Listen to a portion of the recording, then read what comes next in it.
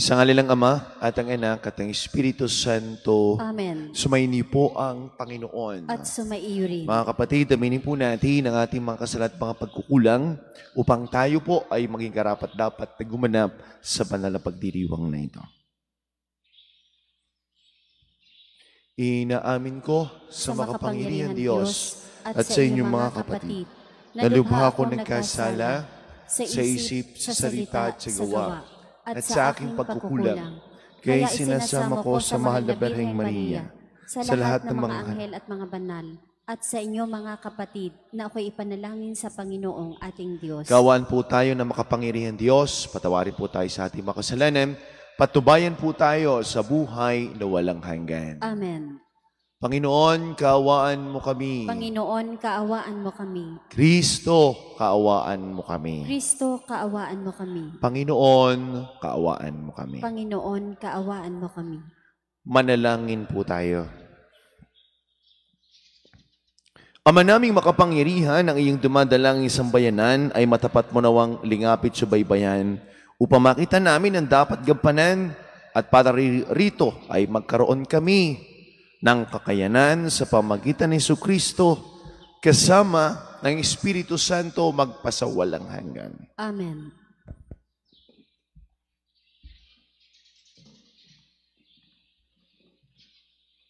Ang simula ng unang aklat ni Samuel. Si Ramataim Sophim, isang maburol na lugar sa Ephraim, ay may nakatirang lalaki na Elkana ang pangalan. Siya'y anak ni Jeroham at apo ni Eliu, na anak ni Toho at apo ni Suk na Eprateo. Dalawa ang asawa ni Elkana, sina Ana at Penina. May mga anak si Penina, ngunit si Ana ay wala. Taon-taon pumupunta si Elkana sa Silo upang sumamba sa Panginoon sa lugar na pinaglilingkuran ng mga anak ni Eli na sina Ofni at Finis bilang mga saserdote. Tuwing maghahandog si Elkana, binibigyan niya ng tig-iisang bahagi si Penina at ang mga anak nito. Ngunit kay Ana, bagamat mahal niya, ay isang bahagi lamang ng handog ang ibinibigay niya sapagkat wala itong anak. Dahil dito, lagi siyang tinutuya ng karibal niyang si Penina. Ito'y ginagawa ni Penina taon-taon, tuwing pupunta sila sa bahay ng Panginoon. Labis naman itong dinaramdam ni Ana, ano pat naiiyak siya at hindi makakain. Kaya't nilalapitan siya ni Elkana at tinatanong, Ana, bakit umiiyak ka na naman? Ayaw mong kumain? Bakit ka ba ganyan? Mahalaga pa ba sa iyo ang 10 anak kaysa akin? Ang salita ng Diyos. Salamat sa Diyos. Salmong tugunan. Maghahandog ako sa Diyos ng pagpupuring malugod. Maghahandog ako sa Diyos ng pagpupuring malugod. Sa Diyos ko't Panginoon, anong aking ihahandog? Sa lahat ng kabutihan na sa akin ay kaloob. Ang handog ko sa dambana ay inumin na masarap bilang aking pagkilala sa ginawang pagliligtas. Maghahandog ako sa Diyos ng pagpupuring malugod. Sa tuwinang magtitipon ang lahat ng kanyang hirang, ang anumang pangako ko ay doon ko ibibigay. Masakit sa kalooban ng poon kung may papanaw. Kahit ito ay iisa, labis siyang magdaramdam. Maghahandog ako sa Diyos ng pagpupuring malugod. Kapag nagsama-sama ang lahat ng iyong hirang, sa templo sa Jerusalem ay doon ko ibibigay. Ang anumang pangako kong sa iyo ay binitiwan. Maghahandog ako sa Diyos ng pagpupuring malugod.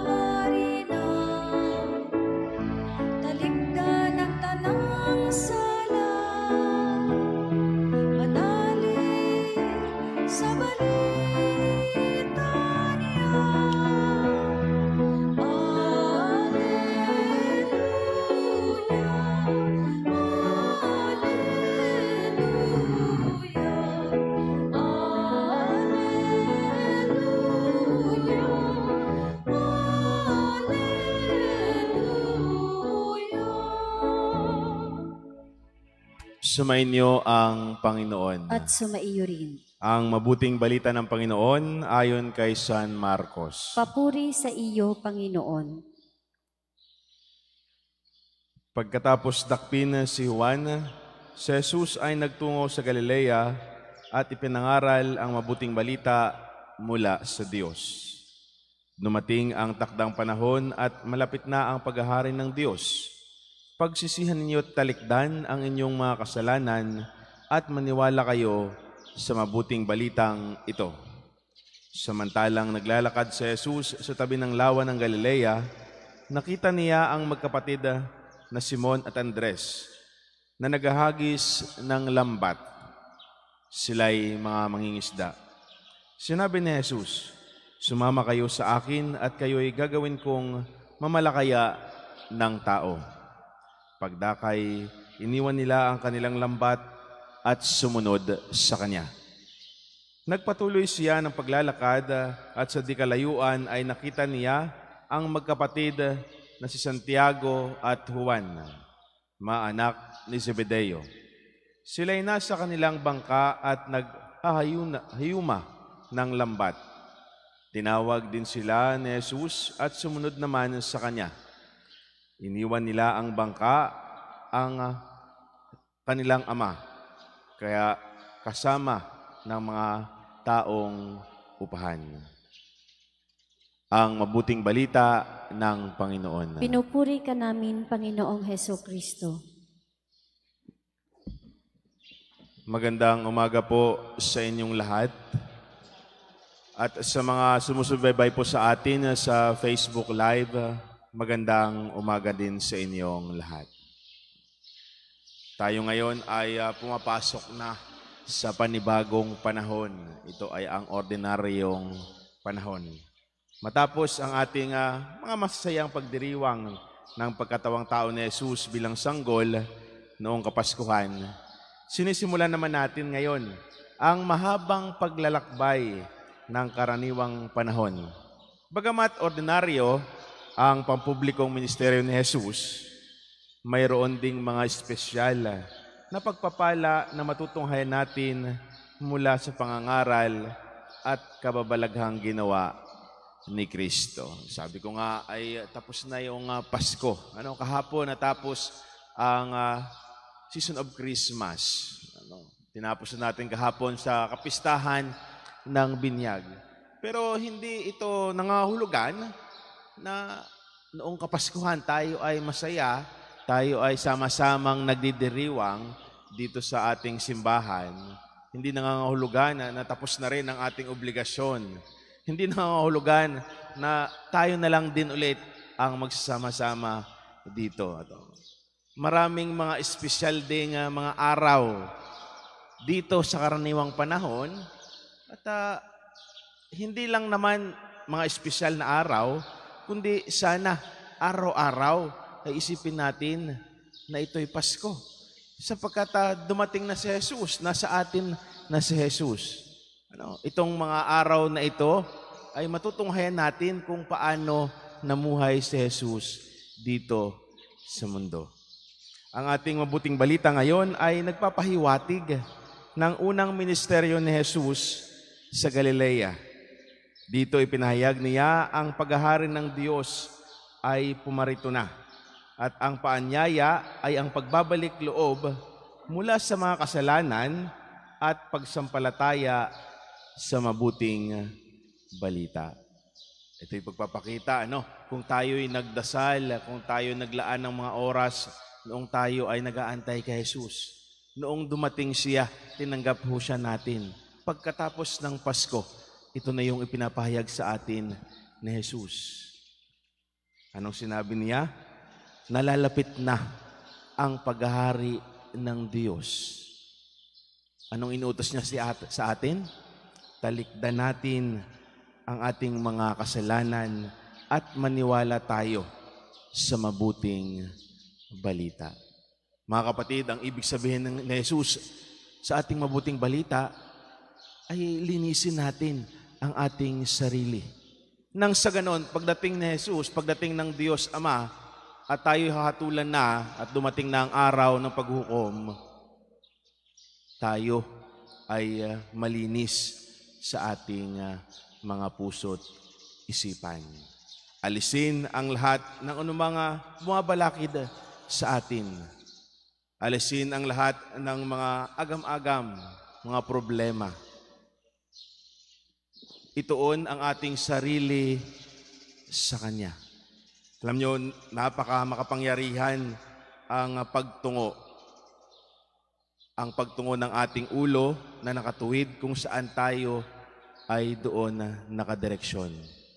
Kung sa ating buhay, ang pagtungo ninyo ng inyong ulo, ang direksyon at laging iniisip ay ang problema, walang pupuntahan kundi sa problema. Kung ang pagtuon ng inyong pag-iisip ay puro stress sa buhay, walang patutunguhan kundi sigurado stress din sa buhay. Pero kung ang pagtungo ninyo ay nakatuon sa Diyos, ay nakatuon sa masayang buhay, ay nakatuon sa pananampalataya sa Diyos, kailanman ang inyong goal ay magkaroon ng katiwasayan, kaginhawaan. Sabi nga ni Jesus, talikdan lahat at maniwala sa mabuting balita. Makikita natin ang paghahari ng Diyos na kapiling natin kapag lumalago ito sa pamamagitan ng pag-ibig, katarungan at kapayapaan. At upang ipahayag itong paghahari ng Diyos, ang mga values na ito, tayo ay tinatawag ni Jesus. Katulad ng 4 na apostol na kanyang tinawag, tayo ay mamalakaya ng mga tao. Tayo ay maging daluyan ng mabuting balita. Tayo ay maging daluyan ng presensya ng Diyos sa ating kapwa. Hindi yung tayo na nga ang sumimba, tayo na nga ang nakinig sa mabuting balita, paglabas natin, hindi naman nakikita sa atin kung ano ang pinakinggan natin. Madalas ito ang ginagawa ng simbahan sa pamumuhay ng mga pastol at mga pastor na nangangaral ng mabuting balita at pakikiisa sa mga pangangailangan ng mga tao sa bawat komunidad o sa parokya. Tayo rin ay inaanyayahang tumugon sa tawag ni Kristo na ipahayag ang mabuting balita sa ibang tao at maging saksi para sa Kanya sa paggawa ng katuwiran at kabutihan sa ibang tao. Mga kapatid, ito ang ating misyon. Nagsimula ang misyon ni Jesus, tayo rin simulan din natin ang ating misyon. Bilang mga binyagan, tayo'y nakikihati sa pagiging pari, propeta at hari ni Jesus. Kaya tayo ay may mga tungkulin. Tungkuling ipahayag din ang mabuting balita sa iba. Ngayon na nasa makabagong panahon tayo, may mga epektibong paraan upang ipalaganap ang kaharian ng Diyos. Kahit ang plataforma ng social media ay maaring gamitin upang ipalaganap ang tamang impormasyon tungkol sa nangyayari sa paligid natin. At hindi ipagkalat ang peking balita upang makapagpanakit o makapanira ng ibang tao. Nakakatuwa, dahil tayo dito ay hindi lang kayo ang nakakapagpakinig ng mabuting balita. Bagkus meron tayong social media platform, meron tayong Facebook Live. Ito ay ginagamit sa maayos, mabuting gawain na pagpapakita at pagpapahayag ng salita ng Diyos. Itong mga bagay na ito nawa sana ay ating gamitin sa tama. Minsan kasi nakakalungkot dahil ang social media ay naging way ng paglabas ng kung anong hinaing, paninira sa ibang tao. Isa na naman gamitin sa tama kung ano ang nararapat na ipagpahayag natin ang ating pananampalataya sa ibang tao. Naway alalahanin natin ang paghahari ng Panginoon at patuloy na lalaganap kung tayo ay tutugon sa misyon. Ang misyon na ipahayag sa mga tao ang mabuting gawa ni Jesus upang dumaloy ang pagmamahal, kapayapaan at katarungan sa isa't isa. Mga kapatid, ito ang paanyaya sa atin sa unang araw sa karaniwang panahon na tayo ay makihati, tayo ay makisama, tayo ay makiisa sa isang misyon ni Jesus na ipalaganap ang mabuting balita, na ibahagi ang mga mabubuting gawa ni Jesus sa ating kapwa. Tayong lahat ay may responsibilidad bilang binyagang Katoliko na ibahagi sa ating kapamilya, sa ating kapitbahay, at sa mga taong nakakasalamuhan natin sa ating buhay. Mga kapatid, ito ang bilin ni Jesus. Una ay talikdan ninyo ang paghahari ng Diyos ay nalalapit na. Talikdan ang inyong mga kasalanan. Pagkatapos talikdan ay makiisa tayo. Makiisa sa iisang misyon. Ang misyon na ipahayag ang kanyang mabuting balita. Muli, isang magandang umaga sa inyong lahat.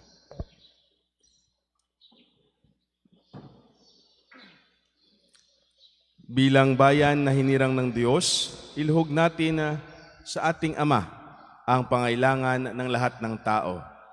Ang atin pong itutugon, Amang humirang sa amin, pagpalain mo ang aming buhay. Amang humirang sa amin, pagpalain mo ang aming buhay.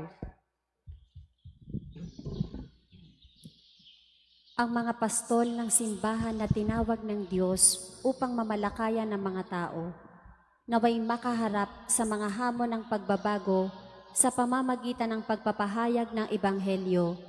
Manalangin tayo sa Panginoon. Amang humirang sa amin, pagpalain mo ang aming buhay. Ang mga misyonero, naway maging mga mabisang tagapagpahayag ng Ebanghelyo sa pamamagitan ng pagsaksi sa kanilang buhay. Manalangin tayo sa Panginoon. Amang humirang sa amin, pagpalain mo ang aming buhay. Ang mga hinirang ng Panginoon sa paglilingkod sa Kanya, naway bukas loob na makatugon sa Kanyang tawag. Manalangin tayo sa Panginoon. Amang humirang sa amin, pagpalain mo ang aming buhay. Ang mga may sakit, mga nalulumbay, mga nababagabag at yaong mga naghihirap sa isip at kalooban, naway hipuin at pagalingin ng Panginoon. Manalangin tayo sa Panginoon. Amang humirang sa amin, pagpalain mo ang aming buhay. Ang ating mga mahal na yumao, naway mabuhay sa kapayapaan ng Panginoon. Manalangin tayo sa Panginoon. Amang humirang sa amin, pagpalain mo ang aming buhay. Panginoong Diyos, gawin mo kaming karapat-dapat na ikasatuparan ang alinmang gawaing nais mong gawin namin sa pamamagitan ng lakas ng aming Panginoong Hesukristo. Amen.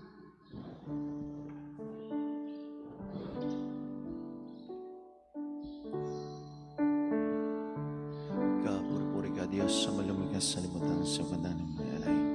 Mula sa lugar ng mga tinapay ng maraming pagkain.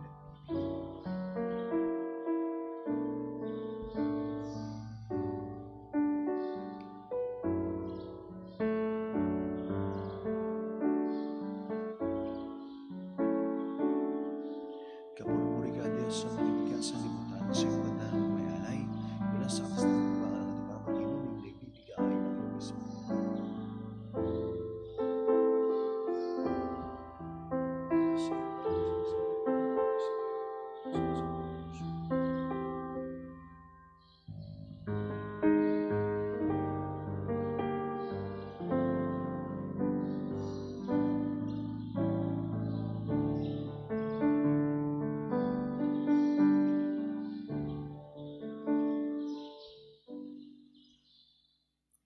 Manalangin po kayo mga kapatid upang ating paghahain ay kalugdan ng Diyos amang makapangyarihan. Tanggapin nawa ng Panginoon itong paghahain sa iyong mga kamay, sa kapurihan at karangalan sa ating kapakinabangan at sa buong sambayanan niyang banal. Ama naming lumikha ang paghahain ito ng isang bayanan, ay iyong marapati ngayong paunlakan, pakundangan dito. Mapasa amin nawa ngayong kabanalan at masugid naming dalangin ay iyong pagbigyan. Sa pamagitan ni Jesucristo kasama ng Espiritu Santo, magpasawalang hanggan. Amen. Sumaini po ang Panginoon. At sumaiyo rin. Itaas po sa Diyos ang inyong mga puso at diwa. Itinaas na namin sa Panginoon. Pasalamatan po natin ang ating Panginoon Diyos. Marapat na siya ay pasalamatan. Ama naming makapangyarihan, tuningang marapat na ikaw ay aming pasalamatan sa pamagitan ni Jesucristo na aming Panginoon. Ikinalugod mong sa Kanya ay baguhing mabuti ang lahat at sa pamagitan ay aming tinatanggap ang iyong abot-abot na kaloob at paglingap, kahit na siya hindi naiba sa iyo, minabuti niyang maging hindi rin naiba sa mga tao. Hamak siyang tulad namin sa kamatayang totoo, noong ihain niya ang sarili ng kami makasundo mo. Kaya naman, iyong idinangal siya at iyong tinampok upang sa lahat siya'y manguna. Ngayon lahat ng sa kanya ay nakikiisa, ay talagang magkakamit ng iyong buhay at ligaya. Kaya, kaysa ng mga anghel, na nagsisiawit ng papuris na walang humpay sa kalangitan, kami po'y nagbubunyi sa iyong kadakilaan. Santo, Santo, Santo, Panginoon Diyos na mga hukbo, napupuno ang langit at lupa ng kadakilaan mo. O sana sa kaitaasan, pinagpala ang naparirito sa ngalan ng Panginoon. O sana sa kaitaasan.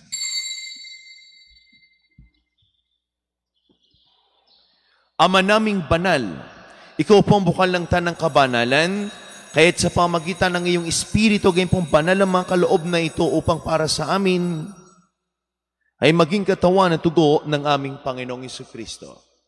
Bago niya, pinagtiis ang kusang loob na maging handog, hinawakan niyang tinapay, pinasalamatan kaniya, nagati-hati niya iyon, iniabot sa kaniyang mga alagad at sinabi, tanggapin ninyong lahat ito at kanin, ito ang aking katawan na ihahandog para sa inyo.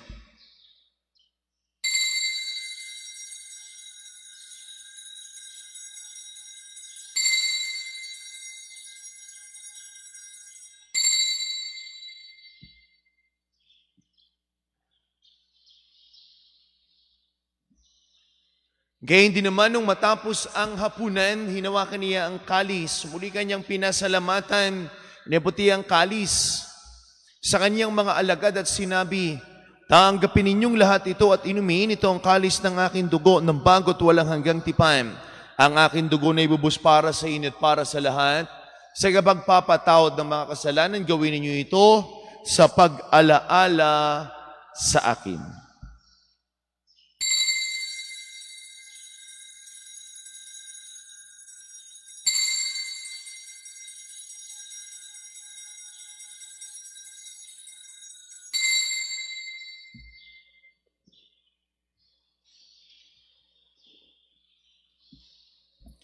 Ang misteryo ng pananampalataya. Si Kristo'y namatay, si Kristo'y nabuhay, si Kristo'y babalik sa wakas ng panahon. Ama, ginagawa po namin ngayon ang pag-alaala sa pagkamatay at muli pagkabuhay ng iyong anak. Kaya tinialay po namin sa iyo ang tinapay na nagbibigay buhay at ang kalis na nagkakaloob ng kaligtasan. Kami nagpapasalamat dahil kami minarapat na tumayo sa harap mo para maglingkod sa iyo.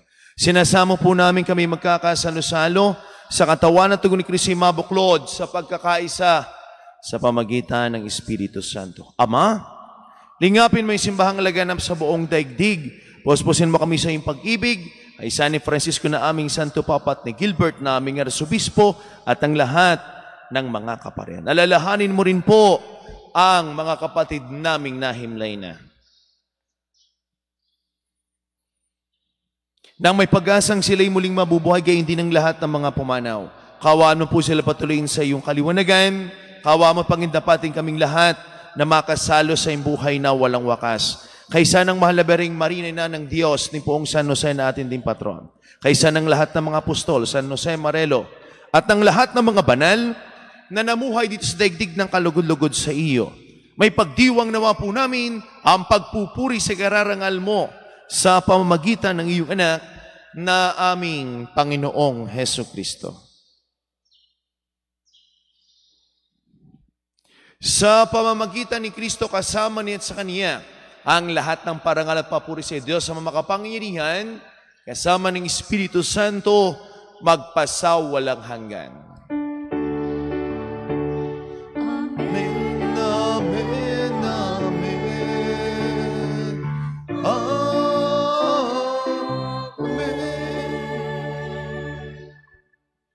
Sama-sama po nating awitin ang panalangin tinuro sa atin ng ating Panginoong Jesucristo, ang Ama namin.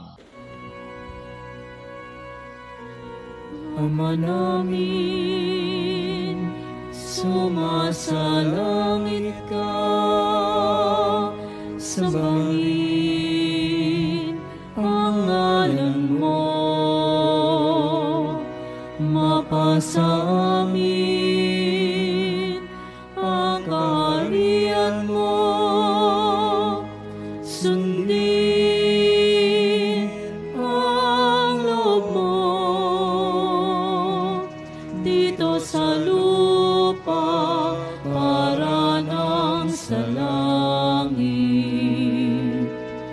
Bigyan mo kami ngayon ang aming kakanin sa araw-araw.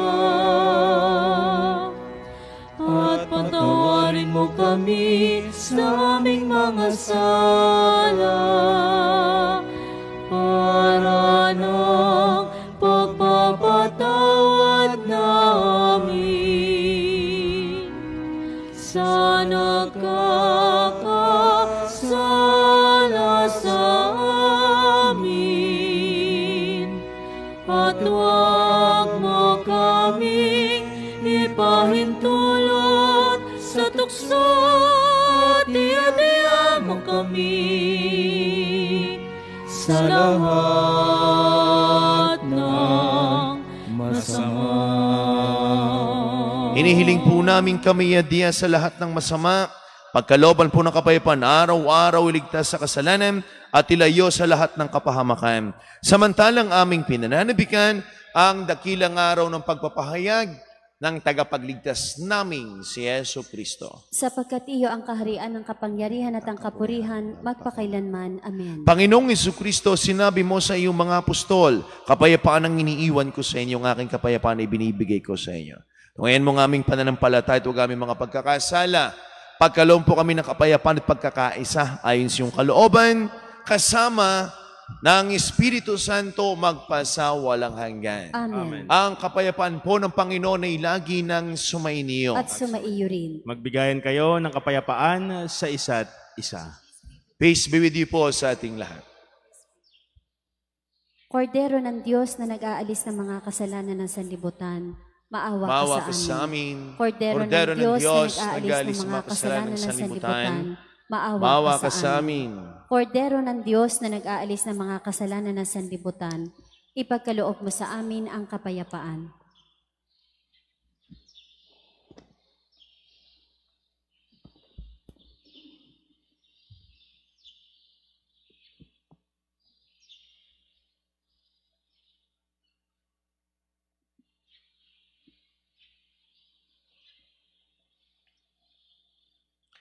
Mga kapatid, ito ang kordero ng Diyos. Ito siya nag-aalis sa mga kasalanan ng sanlibutan. Mapalad po tayong lahat ng mga inanan sa kanyang banal na piging. Panginoon, hindi ako karapat-dapat na magpatuloy sa iyo, ngunit sa isang salita mo lamang ay gagaling na ako. Ang katawan ni Kristo. Amen.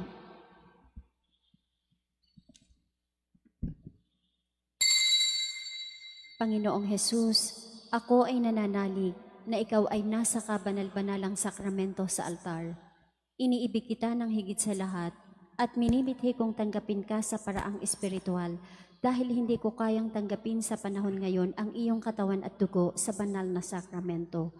Kahit man lang sana ay matanggap kita sa paraang espiritual sa aking puso. Niyayakap kita na para bang andito ka na talaga sa aking puso at iniaalay ko ng buong puso ang aking sarili sa iyo. Huwag mong pahintulutang mawalay ako sa iyo. Amen.